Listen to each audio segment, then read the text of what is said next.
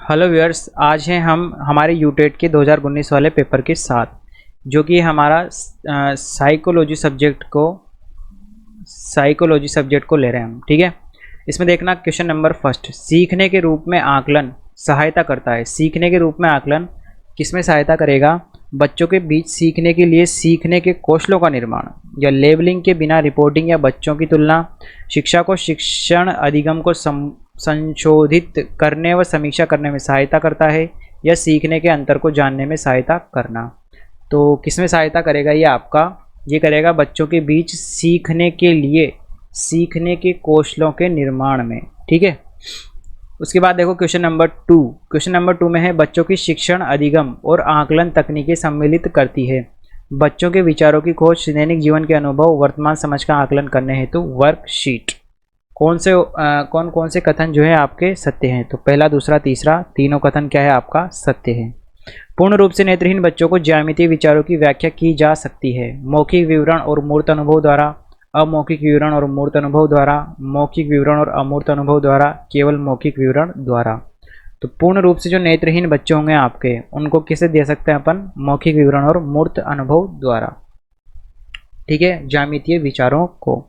विशेष आवश्यकता वाले बच्चों का आकलन करते समय शिक्षक को बच्चों के बीच तुलना करनी चाहिए, धीमा, खराब, बुद्धिमान आदि लेबल करना चाहिए, सीखने पर ध्यान केंद्रित करना चाहिए न कि अंकों पर, या साप्ताहिक परीक्षण का अभ्यास करना। तो इसमें क्या जाएगा? तीसरा ऑप्शन सही होगा।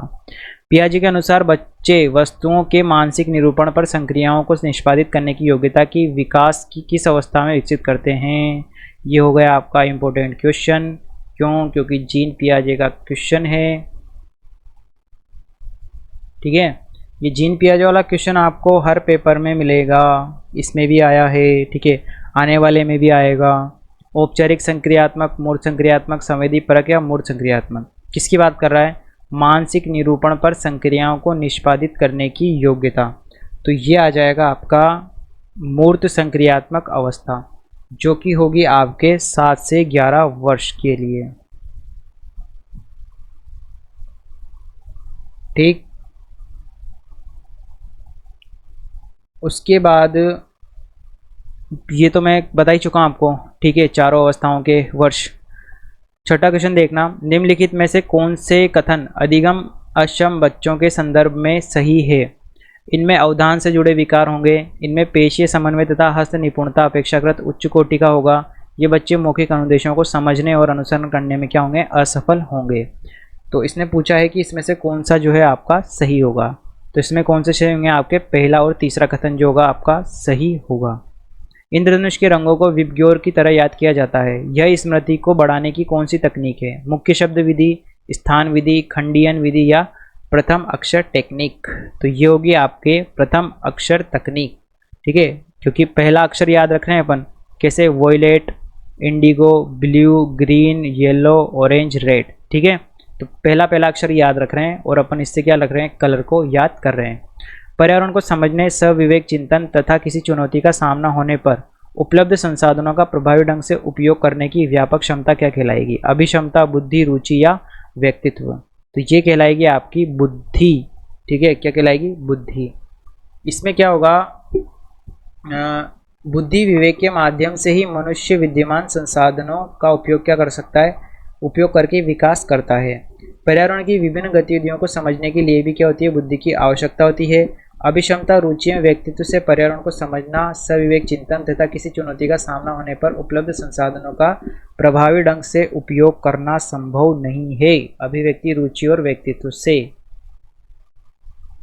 देखो अगला क्वेश्चन है हमारा क्वेश्चन नंबर 9, किसी व्यक्ति का नैसर्गिक या स्वाभाविक दशा में घटित होने वाली तात्क्षणिक व्यवहार परिक घटनाओं का व्यवस्थित, संगठित तथा वस्तुनिष्ठ ढंग से अभिलेख किस मनोवैज्ञानिक विधि में तैयार किया जाता है?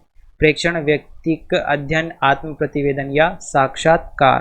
तो ये किया जाता है आपके प्रेक्षण में। ठीक है, किस प्रकार के अधिगम प्रक्रिया में सामान्यतः प्रयोज्य निष्क्रिय होगा? शास्त्रीय अनुबंधन में, क्रिया प्रस्तुत अनुबंधन में, संज्ञानात्मक अनुबंधन में या साधनात्मक अनुबंधन में? तो ये किस में होगा? आपके शास्त्रीय अनुबंधन में। किस प्रकार की स्मृति को असक्रिय स्मृति भी कहा जाता है? तो असक्रिय स्मृति कौन सी होगी आपके? असक्रिय स्मृति होगी, ऑप्शंस क्या हैं आपके? संवेदी स्मृति, लघुकालीन स्मृति, दीर्घकालीन स्मृति या फिर संचयन। तो ये होगा आपका दीर्घकालीन स्मृति। उपलब्धि की आवश्यकता होती है, जन्मजात अभिप्रेरक, जैविक अभिप्रेरक, अर्जित अभिप्रेरक या सुरक्षा अभिप्रेरक। तो उपलब्धि की जो होती है ना आपकी आवश्यकता, ये होती है आपके एक अर्जित उत्प्रेरक।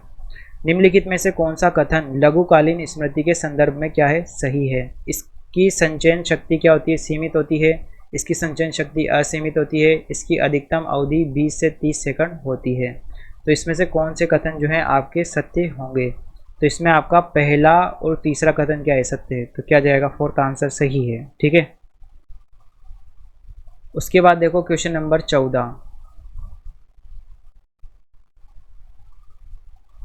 14 में है कि यदि कोई विद्यार्थी पढ़ना भी नहीं चाहता हो तो साथ ही साथ परीक्षा में असफल भी नहीं होना चाहता, तो ऐसी परिस्थिति में वो किस संघर्ष का सामना कर रहा है? ठीक है।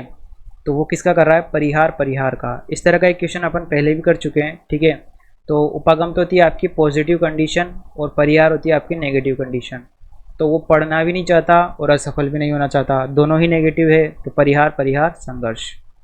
सेकंड वाला, सृजनात्मक चिंतन की दी गई 4 अवस्थाओं का सही क्रम क्या है? तो इसका मैं सही क्रम आपको डायरेक्ट बता रहा हूँ। ये होगा आपका आयोजन, उद्भवन, प्रबोधन और प्रमाणीकरण। एक बार ध्यान रखना, आयोजन, उद्भवन, प्रबोधन और प्रमाणीकरण, चौथा ऑप्शन। क्वेश्चन नंबर 16 है, इस प्रकार की तर्कणा में व्यक्ति पहले से ज्ञात नियमों एवं तथ्यों के आधार पर एक निश्चित निष्कर्ष तक पहुंचने की कोशिश करता है। ठीक है। कौन सी वाली तर्कणा में? आगमनात्मक में, निगमनात्मक में, आलोचनात्मक में या सादृश्यवाची में? तो ये किस में करेगा? वो करेगा आपका निगमनात्मक स्थिति में। उसके बाद देखते हैं हम क्वेश्चन नंबर अगला, क्वेश्चन नंबर 17। क्वेश्चन नंबर 17 में है कि तर्कणा के महत्वपूर्ण सोपानों का क्रम क्या है? समस्या की पहचान, अनुमान के अनुसार प्रयोग करना, आंकड़ों का संग्रहण, अनुमान पर पहुंचना या निर्णय लेना। तो तर्कणा के महत्वपूर्ण सोपानों का क्रम जो होगा ना, ये होगा आपका, देखो सबसे पहले तो आएगा समस्या की पहचान, फिर आएगा आंकड़ों का संग्रहण, फिर आएगा अनुमान पर पहुंचना, फिर आएगा अनुमान के साथ प्रयोग करना और फिर आएगा आपका निर्णय लेना। तो निर्णय लेना क्या होगा, सबसे लास्ट में होगा। तो 5वां इसमें है और इसमें है, तो ये दोनों तो हो गए गलत। और निर्णय लेने से जस्ट पहले क्या आएगा आपका, अनुमान के आधार पर प्रयोग, फिर प्रयोग के आधार पर निर्णय। तो कौन सा ऑप्शन हो जाएगा, सेकंड वाला सही। शाब्दिक कौशल सामान्यतः अर्जित किए जाते हैं याद करके, दोहराकर, पुनः याद करके या वस्तुओं को पहचान कर। तो जो है आपके शाब्दिक कौशल जो है चारों को सम्मिलित करके और फिर याद किए जाते हैं या अर्जित किए जाते हैं। उसके बाद देखते हैं हमारा क्वेश्चन नंबर अगला, क्वेश्चन नंबर 19। क्वेश्चन नंबर 19 में है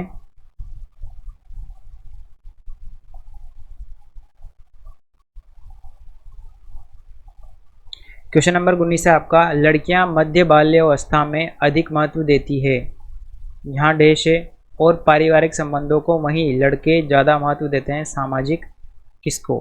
तो यहाँ क्या आ जाएगा, फर्स्ट वाला ऑप्शन सही होगा। ठीक है। पारंपरिक और पारस्परिक और प्रतिष्ठा। सकारात्मक संवेगों को निम्न उपायों से बढ़ाया जा सकता है, तनाव मुक्त करने वाले व्यायाम जैसे ध्यान और योग से, प्रतिदिन की गतिविधियों में प्रसन्नता और संतोष की खोज करना, ऐसी गतिविधियों को करना जो आप करना पसंद नहीं करते हैं। तो सकारात्मक समय को किससे बढ़ाओगे आप, पहले दूसरे से? तो क्या आ जाएगा, सी वाला यानी कि तीसरा। और 21वें में क्या आ जाएगा कि विद्यालय में नामांकन के पश्चात विद्यालय जाना छोड़ देने वाले बच्चों के अनुपात को कहते हैं ड्रॉप आउट रेट, ठहराव, अपव्यय या धारण। तो क्या कहेंगे इसको कहेंगे हम ड्रॉप आउट रेट।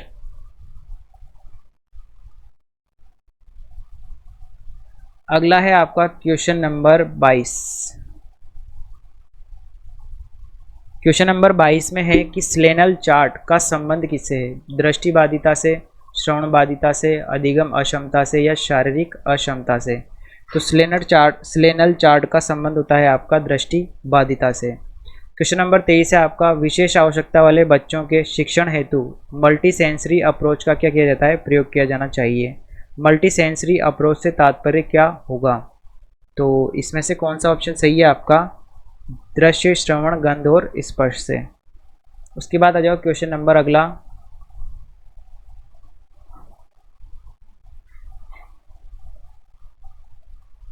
अगला क्वेश्चन है आपका क्वेश्चन नंबर 24। राष्ट्रीय शिक्षा नीति 2019 के ड्राफ्ट प्रारूप निम्नलिखित में से किसकी अनुशंसा करता है। ये आपके लिए इम्पोर्टेंट क्वेश्चन। शिक्षा क्रम व शिक्षण शास्त्र रटने के बजाय बच्चों को सिखाया कैसे जाए, ये सिखाने में सक्षम बने। 19वीं सदी के लिए आवश्यक कौशल, ज्ञान व मूल्य विकसित किए जाएं। उच्च माध्यमिक कक्षाओं में बच्चों को मातृभाषा में पढ़ाया जाए। आकलन बच्चे के सीखने व विकास में सहायता करने वाला तथा रटने पर जोर देने वाला हो। तो इसमें से कौन सा वाला आएगा आपके, इसमें आएगा पहला, शिक्षा क्रम व शिक्षा शास्त्र रटने के बजाय बच्चों को सिखाया कैसे जाए इसमें सक्षम बने। क्वेश्चन नंबर 25 है आपका, निम्नलिखित में से कौन सा कथन सत्य होगा। मार्गदर्शन का अर्थ है विद्यार्थियों को निर्देश देना। मार्गदर्शन व्यक्ति एवं सामूहिक दोनों रूपों में दिया जा सकता है। परामर्श केवल सामूहिक रूप में दिया जा सकता है और मार्गदर्शन कमजोर विद्यार्थियों को दिया जाता है। तो सत्य कौन सा कथन होगा, इनमें से आपका सत्य कथन होगा मार्गदर्शन व्यक्तिगत एवं सामूहिक दोनों रूपों में क्या किया जा सकता है, दिया जा सकता है। उसके बाद देखो क्वेश्चन नंबर 26। जब परीक्षाएं क्या हो समीप हो तो शिक्षक को कोर्स पूरा करने के लिए विद्यार्थियों को घर पर बुलाना चाहिए। विद्यार्थियों को स्वयं कोर्स पूरा करने के लिए कहना चाहिए।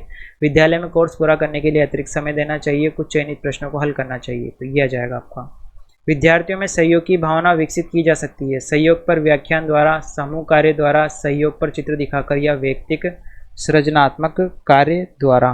तो ये की जा सकती है आपके समूह कार्य द्वारा।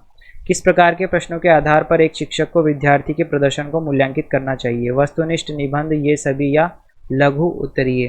तो यह आएगा आपका ये सभी प्रकार के प्रश्न डालने चाहिए आपको। जिसे बच्चे सहयोग करना सीखते हैं वह विकसित करते हैं। सहकारिता, टीम भावना, सामाजिक अभिवृद्धि, ये सभी तो सभी विकसित कर लेंगे, सभी चीज़ें क्या कर लेंगे, वो विकसित कर लेंगे सहयोग की भावना से।